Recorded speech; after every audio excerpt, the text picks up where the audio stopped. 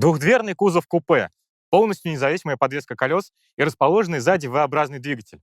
Porsche? Нет, Запорожец. В Советском Союзе Запорожец всегда был самым доступным автомобилем.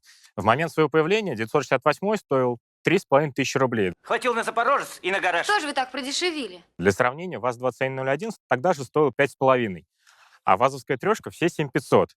К тому же Запорожец очень часто становился героем анекдотов. Но несмотря на всю несерьезность, дизайн у машины получился очень приличным. Посмотрите на этот стильный, ладный кузов.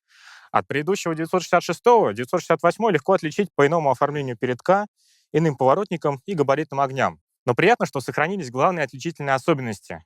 Это знаменитые воздухозаборники, благодаря которым он, собственно, и получил свое прозвище «Ушастый», и невероятно стильные задние круглые фонари. Конструкция Запорожца во многом не от мира сего. Взять хотя бы колеса. Они бездисковые. По сути, у нас есть только обод, а роль ступицы выполняют барабанные тормоза.